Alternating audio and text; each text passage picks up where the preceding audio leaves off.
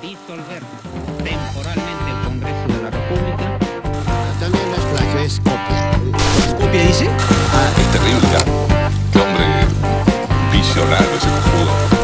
Sí, me declaro inocente, totalmente inocente. Hola, soy Pedro Salinas y esto es Rajes del Oficio. La entrevista de hoy me hace mucha ilusión porque voy a entrevistar a mi amiga Vero Ramírez Muro, quien acaba de publicar esta extraordinaria novela, Casi todo desaparece. Pero antes de hablar de la novela, hola Vero, ¿cómo estás? Hola, mi querido Pedro, ¿cómo estás? Qué gusto estar en tu programa y muchas gracias por la invitación. No me lo puedo creer. Hay que decir que Vero no da entrevistas así nomás. O sea, el gran pretexto es esta novela sobre la que vamos a hablar, pero no ahorita, en un ratito más todavía. Mm, Empecemos por el principio. ¿Qué estudiaste y por qué te metiste al periodismo? mm. Yo estudié Ciencias de la Comunicación en la Universidad de Lima. Em, no lo tenía muy claro, sí era, tenía algunas lecturas, en mi familia no se leía tanto, pero yo me interesaba mucho algunos libros y pensaba que había ciencias de la comunicación de alguna manera me podía llevar a algo vinculado a la literatura, no necesariamente al periodismo. Eh, una vez en la universidad conocí a un grupo de amigos que eran muy lectores. Uno en especial, Jeremías, que me contagió esa pasión por la literatura y eso hizo que yo me encaminara hacia el periodismo. Porque había la posibilidad en ese entonces de cine, publicidad, y me parece la cuarta opción era una cosa más como organizacional, corporativa, en la que yo no me veía. Entonces, en realidad, yo creo que lo que me atrajo y lo que me sedujo del periodismo fue la posibilidad de poder contar historias o de estar involucrada de alguna manera en la cocina de las historias, ¿no? No solamente Ujú. lo que ves, sino cómo contarlas, de qué manera llevarlas a cabo sobre el papel o sobre el formato que uno decida, ¿no? O sea, no sé, creo que mi relación con el periodismo empezó más por mi conexión con la literatura y por la forma como se cuentan las historias, mucho más que por un deseo quizás como informativo, político y por supuesto por una gran curiosidad casi por sobre todas las cosas, ¿no? Pero del periodismo que te gusta más, la crónica. Sí, sí, la crónica. La verdad es que en la política nunca, por más que hice unas prácticas en Caretas cuando recién empezó mi formación, la política nunca me sedujo del todo. Creo que no solamente por la responsabilidad y el reto, sino por la información tan cambiante, ¿no? O sea, es tan efímero todo, ¿no? Bueno, mucho más ahora, ¿no? Es decir, que todo se movía constantemente y quizás sí me gustaba hacer historias como más personales o reportajes sobre inactuales, le llamaban en ese entonces, ¿no? Y en los que me podía meter y que, bueno, tampoco daba un poco lo mismo si lo publicabas esta semana o la próxima, o sea, que había como un tiempo de cocción Ujú. quizás mucho más largo que el de la política, que era hacia donde más o menos mis compañeros empezaron a dirigirse, ¿no? No era mi interés, la verdad, no por falta de conciencia cívica, sino tal vez por el tiempo que requiere eh, algo que puede ser más reposado, que se puede mirar con un poco más de tiempo, o historias en las que te tienes que involucrar un poco más, tienes la oportunidad de involucrarte un poco más, ¿no? Ahora, tú has vivido largas temporadas en España, ¿no? Mm, Donde tienes amistades tipo Joaquín Sabina y tienes estas dos publicaciones, ujú, Barcelona Insólita y Secreta, que es del 2008, y Madrid Insólita y Secreta, que son guías de viaje, que son súper divertidas, amenas, muy bien contadas. Cuéntanos un poco la historia de estos primeros libros.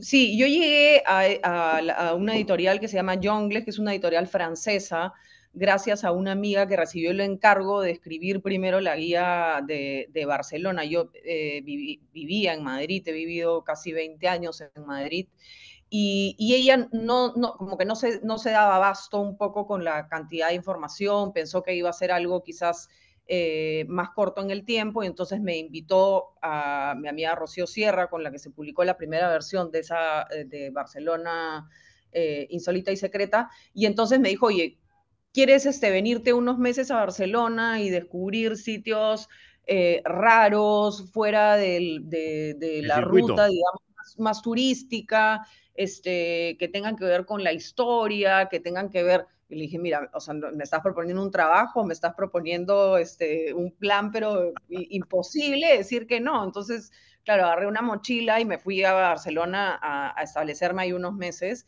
Y luego el editor quería hacer la misma guía en Madrid, y yo le dije, bueno, mira, en realidad yo vivo en Madrid, o sea, ¿no? He pasado una temporada en Barcelona, Rocío había hecho la mayor parte de trabajo de investigación, y nosotros íbamos en moto de un lugar a otro como para descubrir sitios nuevos y para movilizarnos más rápido por la ciudad.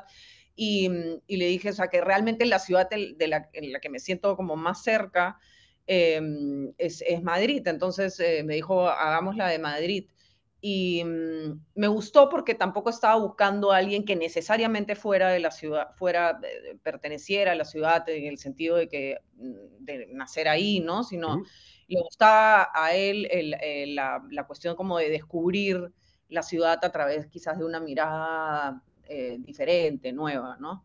Incluso hace no mucho tiempo, hace yo creo que 5 o 6 años, el editor estuvo de visita en Lima porque quería hacer la misma guía de ¿Ya? Lima, y me escribió, y le dije, mira, justo estoy en Lima, y me preguntó quién la podía hacer. Le dije, bueno, precisamente resulta que soy limeña. Entonces el, el señor debe haber pensado que tengo un problema de trastorno de personalidad, que quizás sea así, pero no lo podía creer. Y al final empecé a hacer la investigación y empecé a descubrir como lugares muy, muy extravagantes, muy distintos, muy interesantes, pero llegó la pandemia Mm. eh, y el proyecto se frustró, y yo creo que ya él cambió un poco de intereses, o dejó el Perú para más adelante, y yo ya no estoy en el proyecto, que no sé si claramente no se ha llevado a cabo tampoco, ¿no? Oye, pero ese proyecto me parece bacán, Sí, claro, súper porque interesante. no hay una cosa así. Porque No, esto bueno, acá, hace ¿cuánto? tiempo se publicó una cosa bizarra, creo, ¿no? Lima Bizarra Lima o algo así. Bizarra. Lima Bizarra, ¿quién escribió?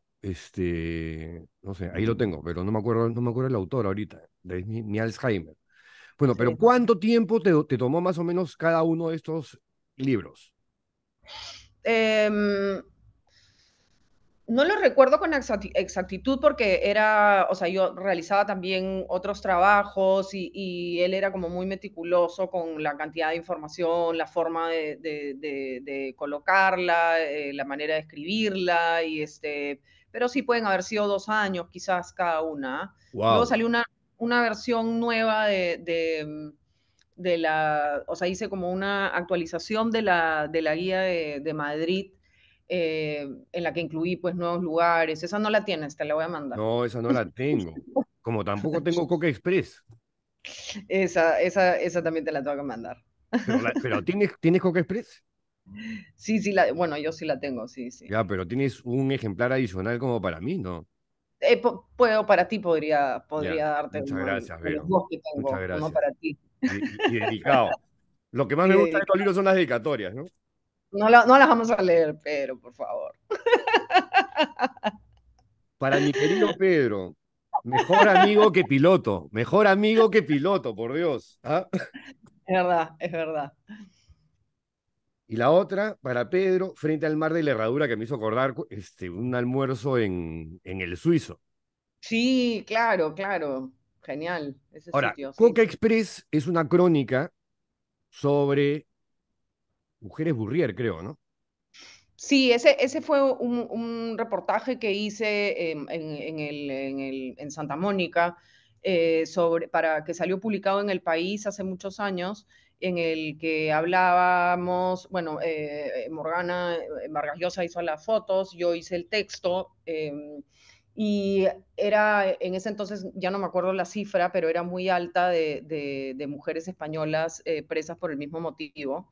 Y entonces se publicó el reportaje y me contactaron de una editorial para ver si podía ampliar esa historia y convertirla en un libro, que fue lo que Ujú. ocurrió, ¿no?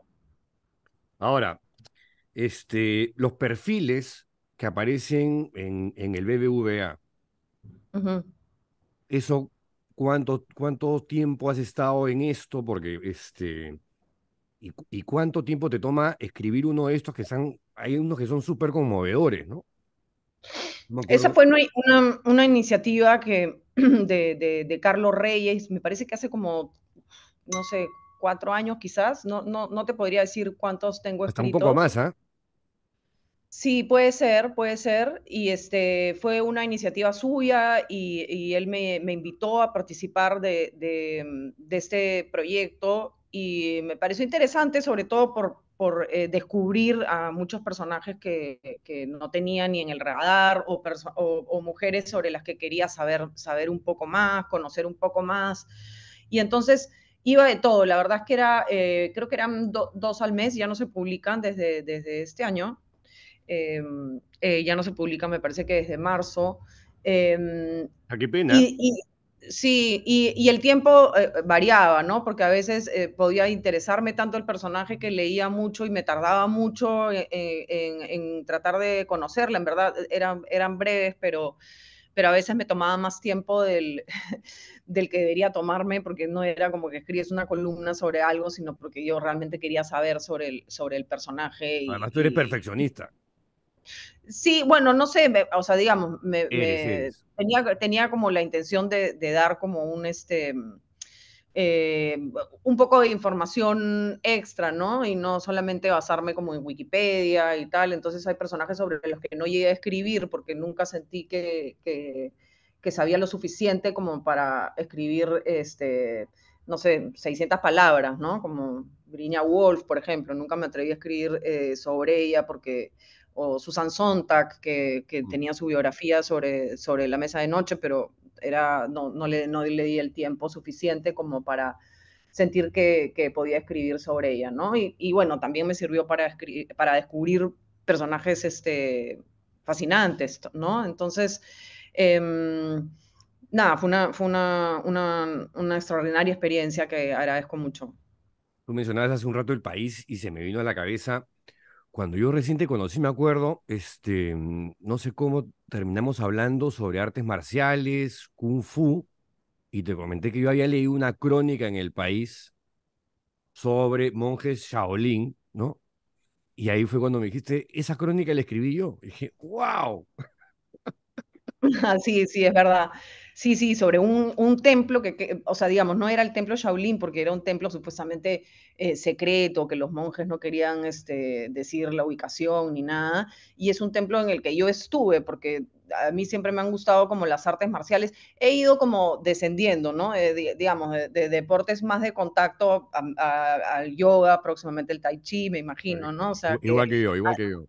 claro, y cuando tenía, no sé, como quizás mucho más ímpetu físico, ¿no?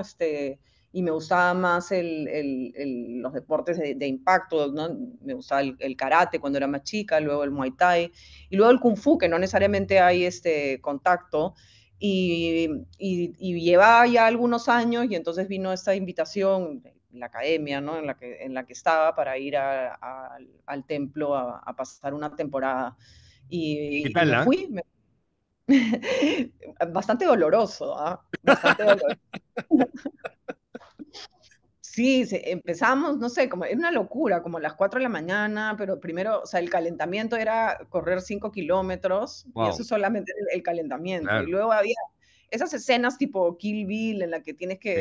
que bajar escaleras, pero así, mira, no sé ni cómo fui capaz de hacerlo, supongo que debo haber sido la peor del equipo, pero pero fue una buena experiencia,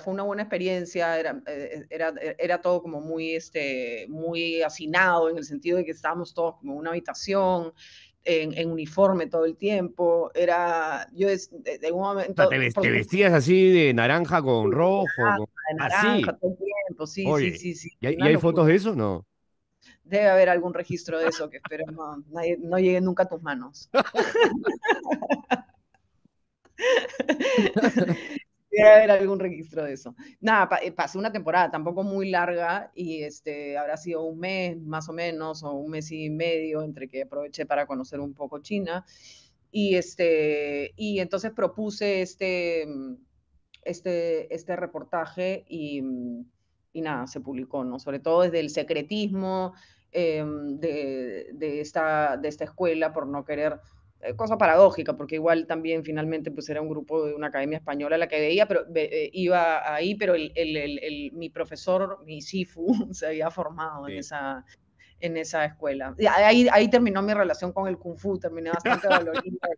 Inmediatamente después pasé todavía algunos deportes también así intensos antes de llegar al yoga. Un mes estuviste ahí. Sí, un Es un mes montón, ¿ah? interna. Sí, nos dejaban bajar al pueblo porque no había ningún tipo de conexión, O sea, y una vez todos a los la días tenías semana. esa rutina así maleada. Sí, todos los días, no había, casi que no había ni día ni noche, Wow. pero obviamente también sé que generó pues por una camaradería, no tanta competencia, salvo por la ducha, porque había una ducha y éramos como 40 alumnos y Wow. entonces al término del día, sí, y para llegar a la ducha había que subir 80 peldaños, lo recuerdo, entonces había una carrera bastante fuerte para ducharse, ¿no? Entonces sí. Pero fue una buena experiencia, no sé si la repetiría, y no sé si en el camino también me arrepentí, en retrospectiva suena como bastante idílico, pero en el momento lo sufrí mucho. La otra ruta, que es este podcast que haces con Morgana Vargas Llosa y Uh que -huh, es donde se nota que hay harta chamba, harto tiempo, muchas entrevistas, son podcasts recontra documentados, con, donde se levanta muchísima data. uh -huh. Cuéntanos de eso. La otra ruta, en realidad, bueno, los podcasts han venido después. La otra ruta la hicimos sí con Morgana y con Micaela Llosa y era un programa, era audiovisual, o sea, como eran como unos pequeños reportajes y textos que escribíamos sobre personas que contribuían al desarrollo de su comunidad desde distintos aspectos, ¿no? Desde la salud, desde la educación, desde la cultura, y entonces viajábamos por el Perú, la verdad que a unos sitios bastante alejados, la mayoría de veces, alguna vez hicimos cosas en Lima, por supuesto, pero también la idea era como salir a buscar a estos personajes que la verdad es que de una heroicidad casi anónima, pero que luchaban por transformar las condiciones de vida de su comunidad, ¿no? Quizás huertos a 5.000 metros de altura, o personas y mujeres que defendían derrames de petróleo, también un fotógrafo que se dedica a recolectar libros y los lleva a bibliotecas en Ayacucho, pero no en la ciudad de Ayacucho, sino en comunidades un poco más alejadas.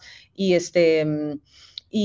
esa era un poco la idea original de Micaela Llosa, que quería descubrir a estas personas y la fuimos transformando en una serie de reportajes que en lo personal no solamente me sirvieron como para conocer eh, a gente realmente, eh, ¿cómo decirlo?, con una naturaleza y una vocación de servicio y de crear un mejor mundo a pesar de las adversidades que no es tan fácil, digamos, descubrir.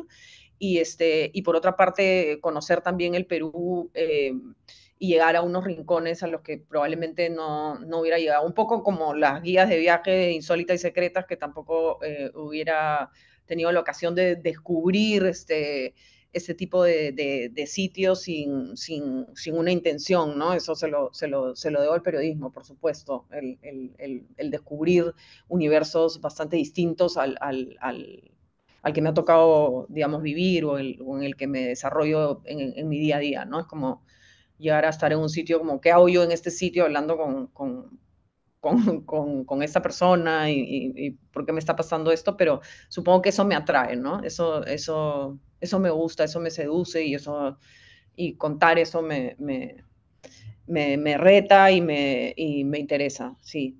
De todas estas historias que has escrito, documentado en poco más de 20 años, ¿cuáles se te vienen a la cabeza, por ejemplo, ahorita, porque te han emocionado o te han llamado la atención o te han impactado de una u otra forma? Sé que son un Mm, huevo, pero digamos, o sea, las que sí, afloran así en tu cabeza ahorita. sí, quizás bueno, em, Ya vamos a llegar a la novela. sí, ya, sí. No sé, son muchas las historias. Quizás los personajes de la otra ruta, sí, mujeres que denuncian los derrames de petróleo, por ejemplo, en Cuninico, o no sé, se me ocurre, bueno, lo último que hice fue un viaje para conocer a una comunidad de pescadores artesanales en Pacaya Samiria que trabajan con el paiche. Sí, creo que no sé si te podría decir una historia en No, particular, pero varias. sí, Dime sí varias. sí eso, ¿no? El estar en lugares como muy distintos a los que en los que jamás me imaginé estar, ¿no? Como por ejemplo estar en la Reserva Natural de Pacaya Samiria, compartiendo con unos pescadores durante algunos días hasta que ¿no? Eh, lograran, digamos, pescar al paiche. Eso ha sido lo último, pero claro, navegar por el Ucayali largas horas también fue interesante, ¿no? Y sí, yo creo que sí, no me quedaría con una historia en particular, No te he preguntado por pero... una. Te he dicho, Ah, suelta las que quieras. bueno. Este, mm, sí, creo que podría mencionarte esas de momento.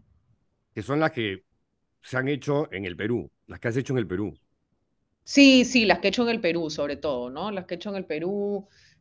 Hace poco hablando de podcast, sí, hemos hecho un podcast que se llama El peso del oro, que hemos Es el hecho, último.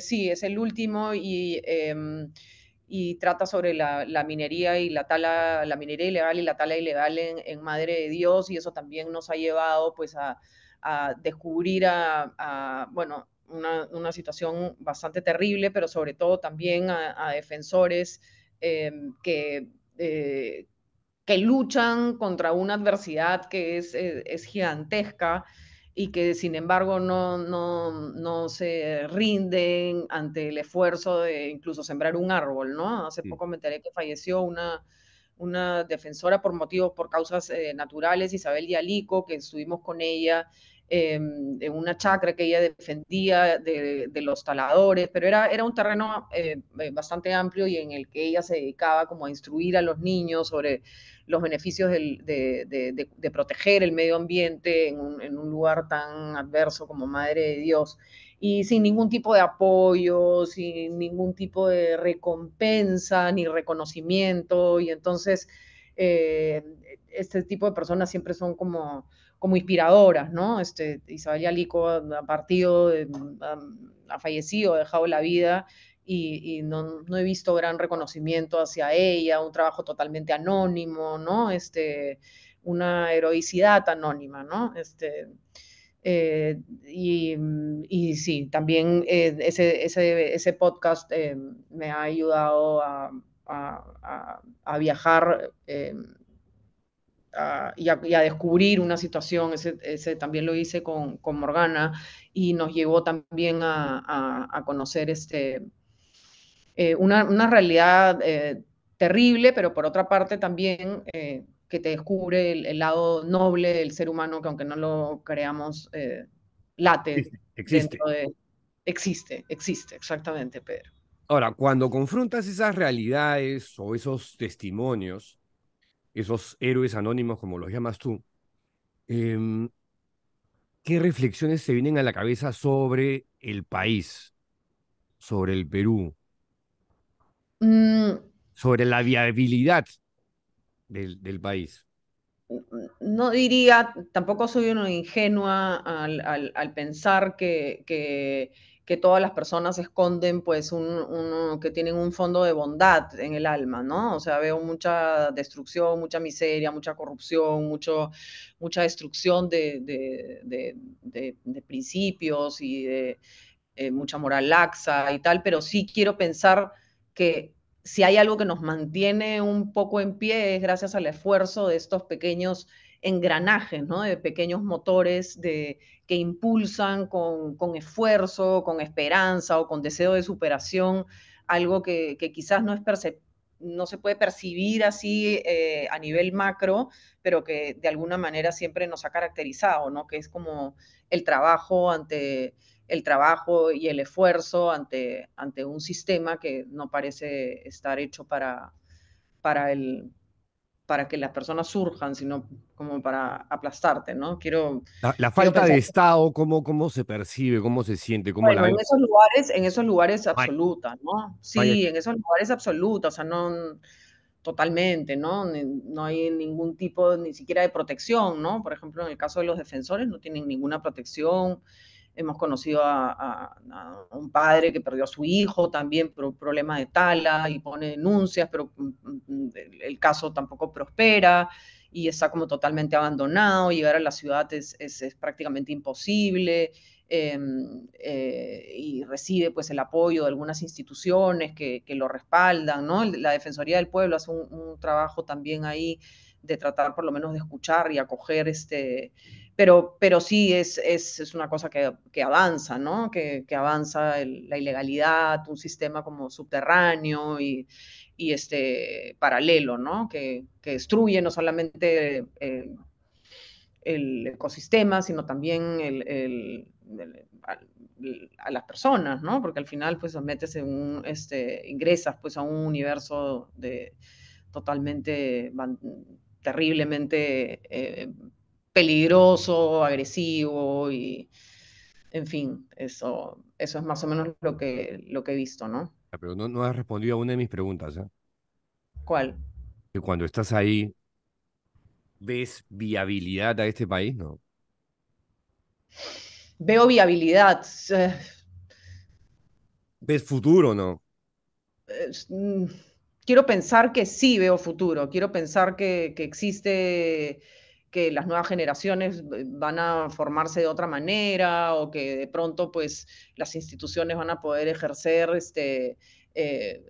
no sé, pues medidas de protección pero no lo sé, la verdad, Pedro. Es una pregunta bien complicada. Me gustaría, como peruana, por supuesto que me gustaría pensar y creer en la viabilidad de mi país y de que surja y salga adelante y las cosas funcionen, pero día a día también nos damos, recibimos bastante noticias muy tristes y muy dolorosas entonces no lo sé, es como supongo que forma parte de la esencia de ser peruano, ¿no? De creer que todo puede ir a mejor a pesar de que todo resulta a veces un poco adverso, ¿no? Entonces, quiero ponerme en el lado positivo y en nuestras fortalezas más que en nuestras debilidades. La viabilidad supongo que va por ahí, ¿no? También quiero Pero mirar con optimismo.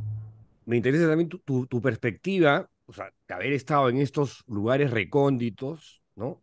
Con gente que prácticamente es invisible para la sociedad limeña, ¿no? Cuando llegas a Lima y contrastas, ¿qué piensas? O sea, sobre el divorcio entre Lima, ¿no? Cuya capital suele ser Miguel Dazo, Ujú. y el resto del país.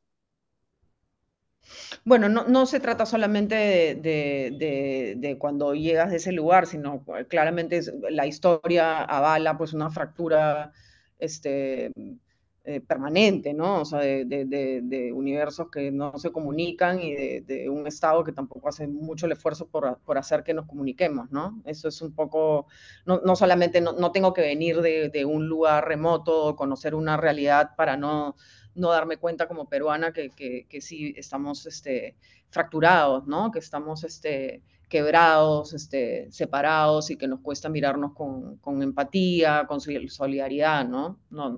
No sé, no solamente hace falta salir para verlo, ¿no? Creo que con un mínimo de conciencia o comprender las noticias o hablar con la gente te puedes dar cuenta, no solamente a nivel histórico, sino en la actualidad, ¿no? Te das cuenta tú, pero hay un montón que no. Me imagino, sí, por supuesto que hay mucha gente que no se da cuenta de nada, nunca. Me imagino, dices. Es- Mm, eh, de las novelas de Mario Vargas Llosa, mm. pequeña opinión, ¿no?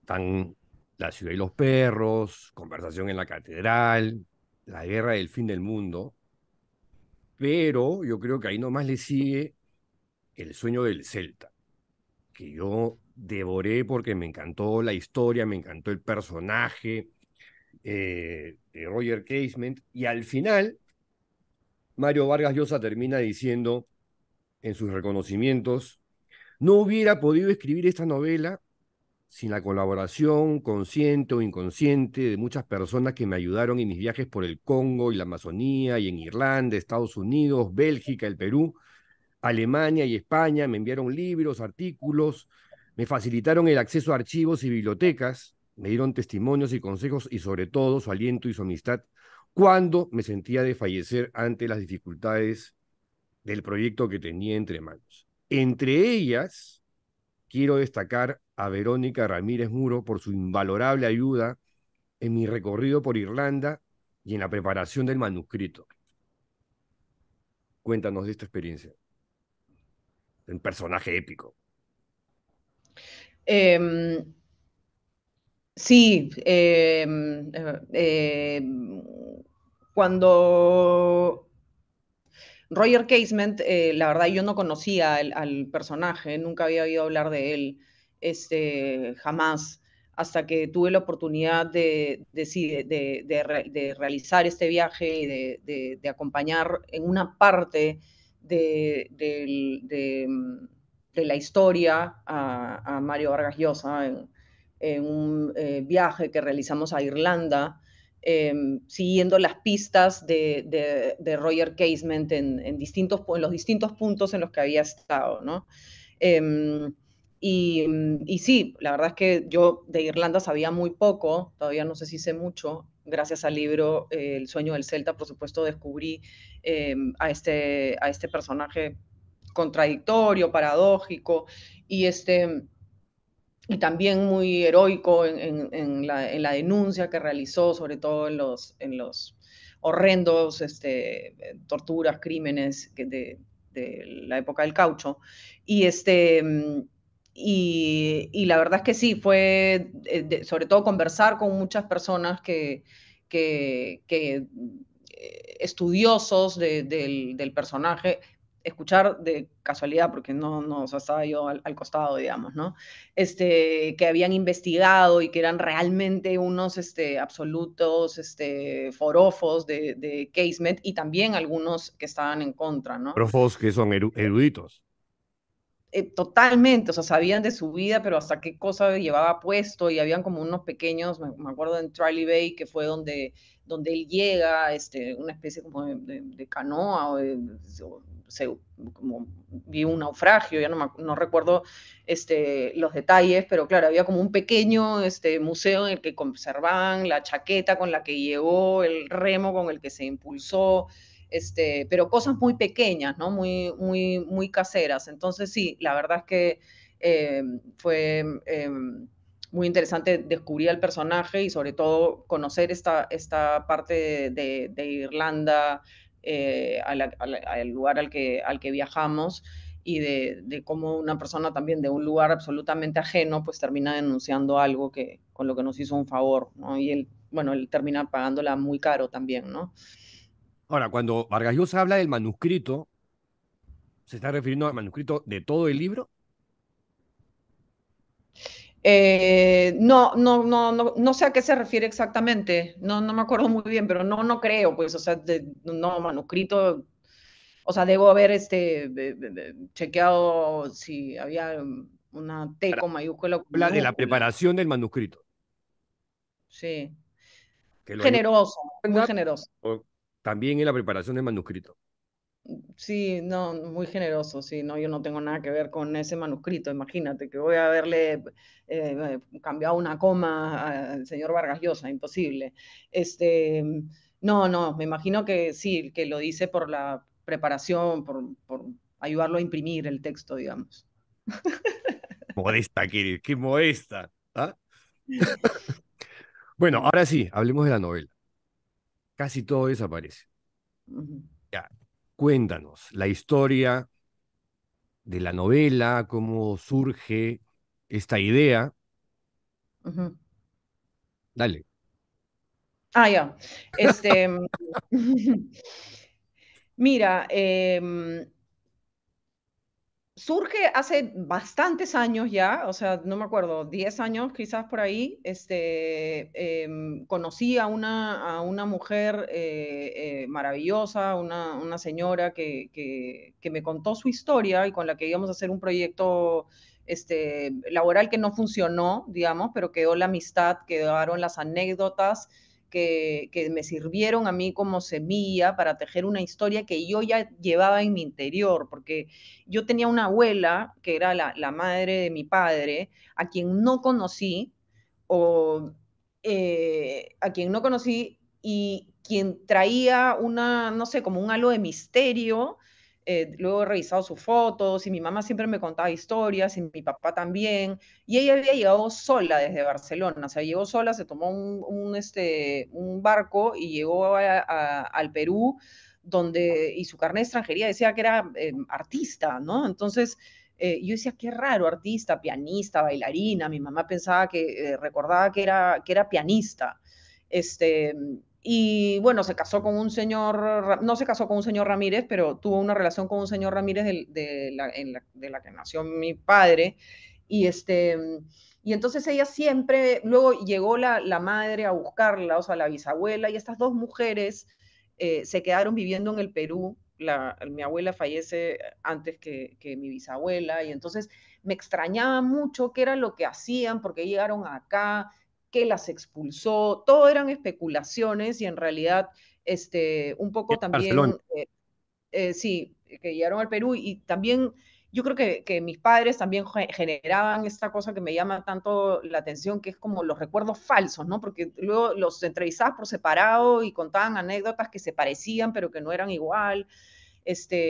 Y entonces a mí siempre me dio por tratar de inventarme una historia alrededor de su origen o de quién era ella, ¿no?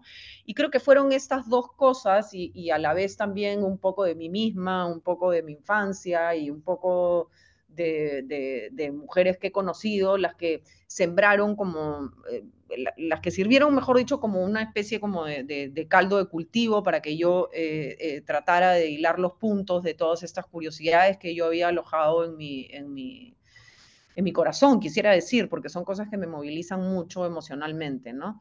Y así fui tejiendo la historia de esta mujer, Vera, que también se ve obligada a salir de su país y tomar un barco e irse a vivir a otro planeta, que es el Perú, que claramente sigue siendo otro planeta.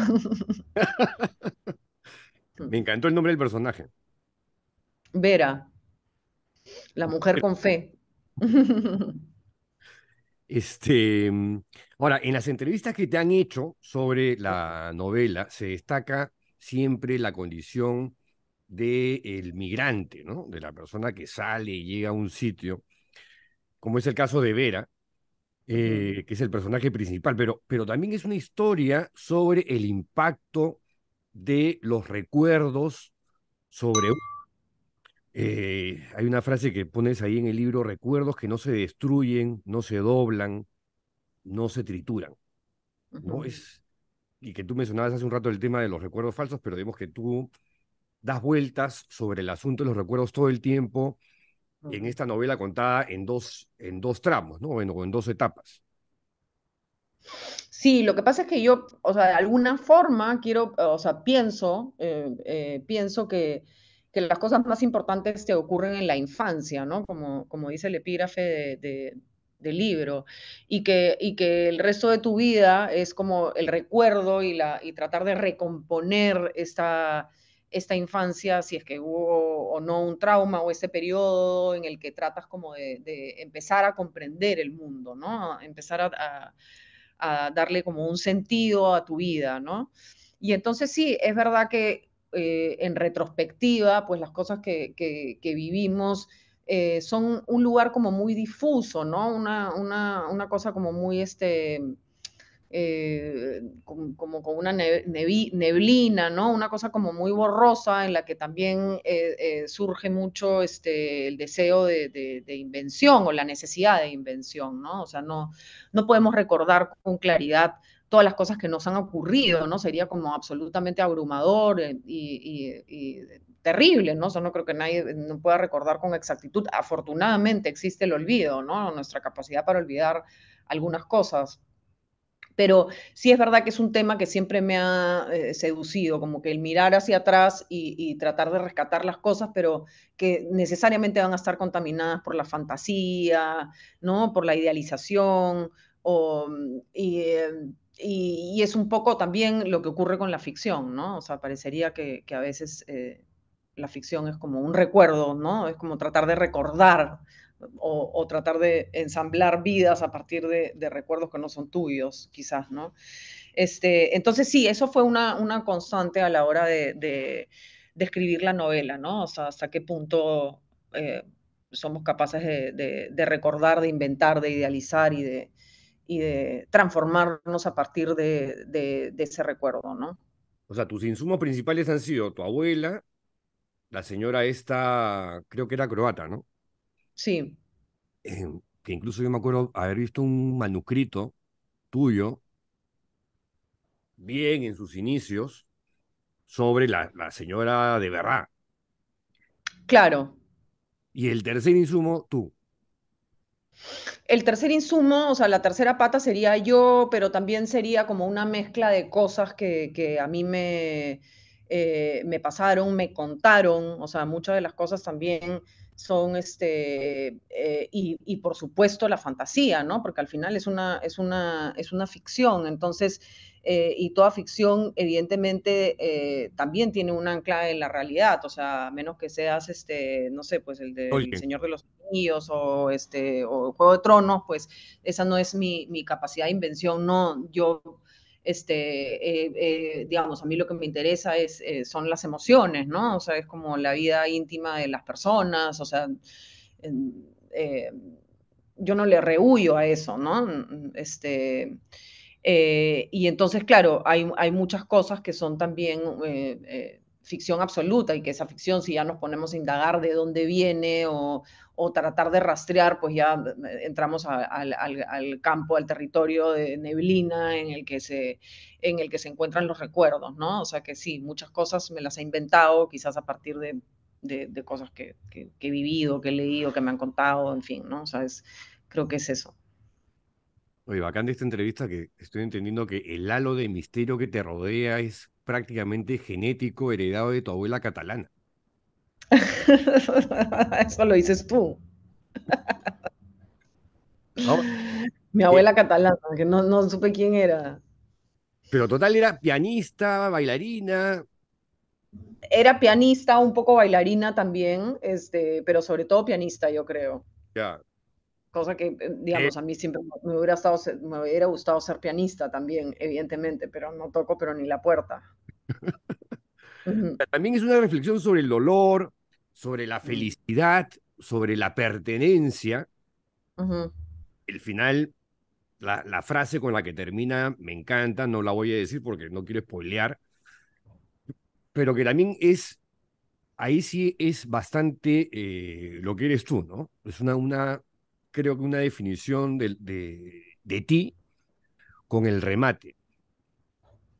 ¿Cómo describirías tú tu propia novela? Cuéntame el final, como me preguntaron el otro día. Qué maleada esa pregunta, pues, ¿ah? de frente. ¿Ah? ¿En qué termina? ¿En qué termina? No, no, ¿cómo que me has dicho, perdón? ¿Mm? Que cómo, ¿Cuál, cómo, cuál- ¿Cómo describirías tú tu propia novela? ¿No? O sea, ¿de qué va? ¿Qué cosas se cuentan ahí que para Mm. ti son importantes? ¿Que has tratado de destacar de una u otra forma, proyectar o transmitir?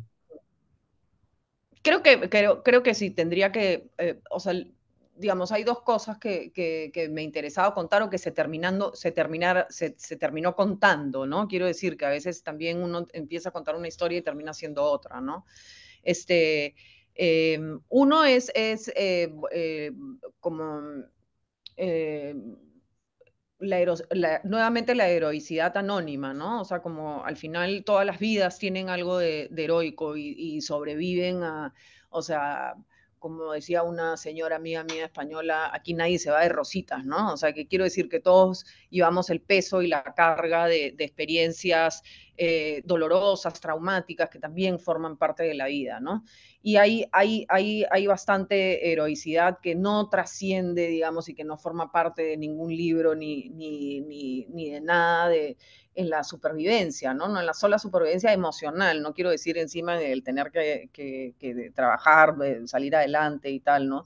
Y hay muchas pérdidas y hay muchos dolores y creo que eso es una cosa que a mí me llama mucho la atención, ¿no? O sea, cómo se construyen las familias también a partir de dolores, pérdidas, y eso a mí sí me parece como salir adelante en ese contexto o tener la fortaleza para recuperarte de un dolor, de una pérdida, me parece heroico y me parece que quizás no, evidentemente, pues no vas a formar parte de la historia, pero sin embargo compones la historia, ¿no? Con tu esfuerzo compones una comunidad, una sociedad y al final pues algo un poco más grande, ¿no? Entonces creo que esa es lo que más me interesaba o era lo que más me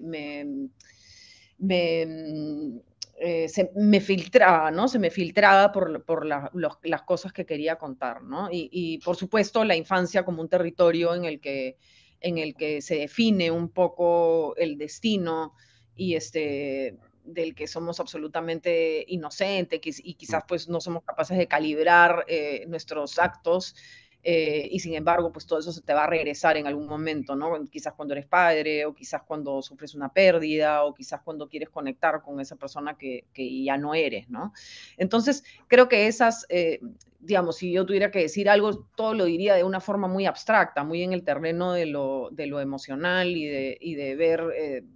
eh, eso es lo que a mí más me mueve, ¿no? Luego hay una guerra de fondo, ¿no? Pero hay una guerra de fondo que podría ser cualquier guerra. Hay una guerra de fondo que se libra y a la vez pues hay una guerra interior, ¿no? Una guerra emocional también, ¿no? El dejar la lucha por tener que abandonar tus afectos también me seducía mucho la idea de tener que reinventarte en otro lugar, ¿no? Quizás también ha sido mi propia experiencia, por supuesto que ni siquiera he tenido que huir de ninguna guerra ni una catástrofe y nadie me ha perseguido y ha sido como totalmente voluntario, pero hay una cosa en trasladarte como a otro lugar para, para ser otra persona por motivos terribles como el caso de una guerra, una catástrofe natural, un gobierno, que me despierta mucho la atención, ¿no? Cómo te reinventas en otro idioma, sin afecto, sin referentes, sin nada que aferrarte realmente, ¿no? Creo que eso es lo que podría, no sé si es muy abstracto, pero creo que eso es un poco lo que como te dije antes, lo que se me filtra, ¿no? De alguna forma a la hora de querer contar una historia. Ahora, casi todo desaparece es tu primera novela, es una Ujú. super novela. A ti, en lo personal, ¿qué es lo que más te gusta de tu ópera prima? Em, Lo que más te lo satisface. que digamos, la experiencia que me ha gustado más es tener o sea, la capacidad de inventar, de imaginar a partir de determinadas cosas, una cosa que el periodismo no te permite, ¿no? O sea, el periodismo no te deja inventarte el nombre de un congresista, ni te permite inventar, pues, supongo que hay mucha gente que se inventa cosas, pero digamos, formalmente no deberías inventarte las cosas y, digamos, lo que a mí más me ha gustado como ha sido tratar de fantasear y de imaginar y no tener digamos, que necesariamente tenga que representar la realidad, sino algo que está en mi interior y que no, y que me ha salido de esa forma, ¿no? Con las herramientas, evidentemente, que me ha brindado el oficio, ¿no? Que es como tratar de ser como muy, muy mala, no sé cómo decirlo, o con mis propias palabras, ¿no? Porque al final, pues, el periodismo, pues, te cortan, ¿no? Te pegan, te machetean tu texto, todo, pero al final yo no soy nada pegada a eso. Si funciona, funciona, pero claro, te vuelves autocrítica. Entonces, es una imaginación, el poder imaginar y el ser dueña, digamos, de mi propio corte y confección, digamos, ¿no? O sea, que yo puedo ser mala conmigo misma también, ¿no? Esa ha sido como la experiencia que más me ha gustado, ¿no? El estar sola frente a un texto, ¿no? ¿Qué cosas no desaparecen? ¿Qué cosas no desaparecen? Yo creo que justamente de todo lo que estamos hablando, los sentimientos, ¿no? O sea, creo que eh, quizás a sonar un poco cursi, pero el amor de alguna forma no desaparece, ¿no? El afecto y algunas cosas se pueden transformar, pero creo que queda lo inmaterial, ¿no? O sea, si algo no desaparece es justamente aquello que no podemos tocar, ¿no? Aquello que no podemos verificar, sino esas sensaciones o los afectos que somos capaces de construir a lo largo de nuestra vida, ¿no? Ya han pasado algunos meses del lanzamiento del libro, eh, también ha estado en la FIL. ¿Ya tienes un siguiente proyecto en mente, no? Sí, sí, sí, tengo otro proyecto, sí estoy trabajando en eso, esperemos que lo pueda llevar a cabo y Estamos hablando de, que, ¿ah? estamos hablando de ficción. Sí, sí, me gustaría escribir otra historia de ficción y estoy como en un periodo más de recolectar información y de ir a algunos sitios que me puedan servir para contar esto y a ver No, no vas a hacia soltar dónde. prenda, no vas a soltar prenda, veo. ¿Ah? No, de ninguna manera, Pedro. Oye, pues, Vero. No, ni hablar. No, no, no, ya más adelante, cuando esté un poco más segura, pero me gustaría. En todo caso, me gustaría mucho Eres, porque ¿ah? la experiencia me ha gustado y y por supuesto sí, me gustaría contar otras historias, pero bueno, ya sabemos la dificultad de tratar de trasladar lo que uno tiene en la cabeza al papel y trabajaré para que eso pueda ocurrir. Me gustaría pensar que sí. Una historia que va a pasar en el Perú, se va a desarrollar en el Perú. No, no, en China, no, mentira. No, en Mala.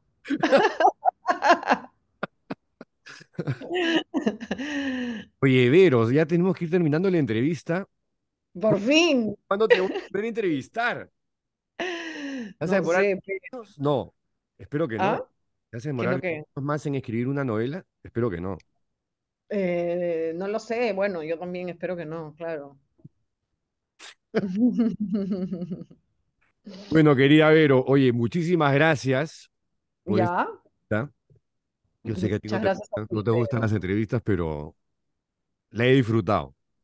Muchas gracias, Pedro. Muchas gracias. Yo sí espero que Nos me vemos. cuentes ya off the record de qué va la novela. Sí, sí, no. Al público lo que quieras, pero a mí me tienes que contar. ¿En qué termina, sobre todo?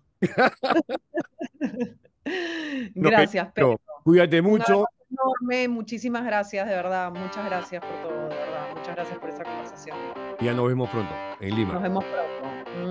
Chao. Esa Gracias. entrevista, chao. Chao.